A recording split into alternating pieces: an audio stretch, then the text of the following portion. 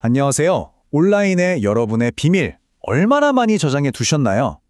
오늘은 바로 그 디지털 비밀들을 지켜주는 첫 번째 방패, 사이버 보안의 심장과도 같은 개념이죠.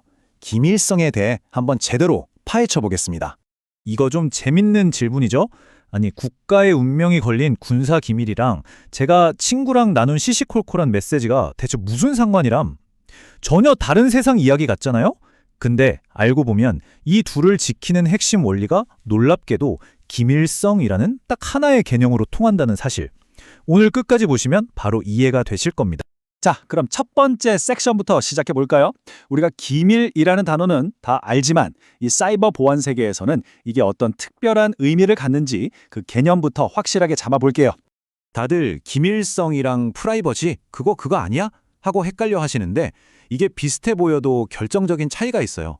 프라이버시가 약간 내 사생활이니까 들여다보지 마 이런 느낌에 가깝다면 기밀성은 이 정보는 허락된 사람만 볼 수 있어 라고 명확한 규칙, 즉 인가를 훨씬 더 강조하는 개념입니다.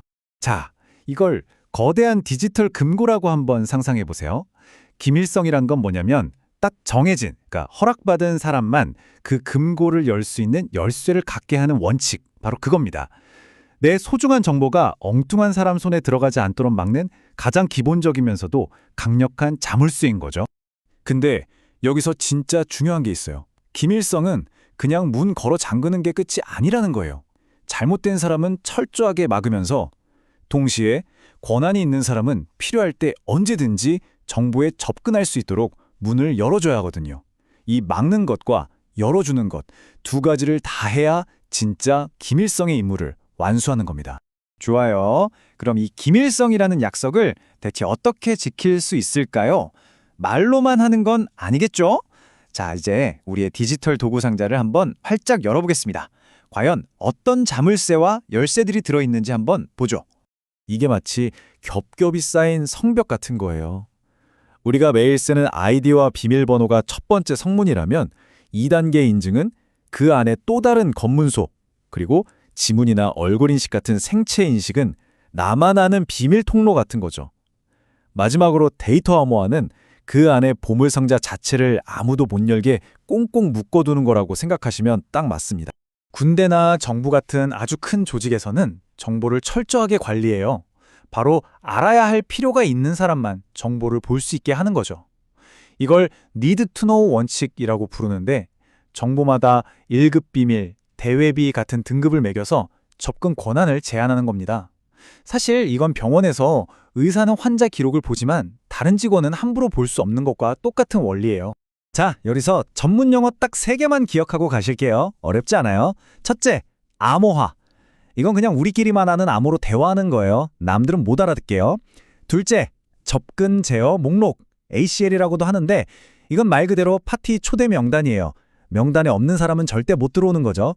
마지막, 데이터 분류. 이건 정보마다 이건 엄청 중요, 이건 조금 중요 이렇게 딱지를 붙여놓는 거라고 생각하면 쉽습니다. 자, 지금까지는 어떻게 막는지 그 방어법에 대해 이야기했잖아요. 근데 만약에 그 방어선이 뚫리면요. 그럼 무슨 일이 벌어질까요? 이제부터는 그 금고가 털리는 생각만 해도 아찔한 순간에 대해 이야기해 보겠습니다. 기밀성 침해.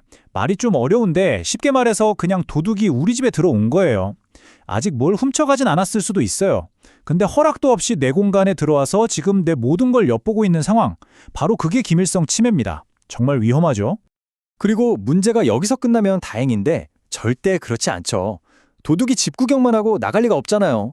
결국 집 안에 있던 귀중품, 즉 우리의 데이터를 들고 밖으로 나가는 거. 이걸 바로 데이터 유출이라고 부릅니다. 내 비밀이 전 세계에 퍼져나갈 수도 있는 정말 최악의 상황인 거죠.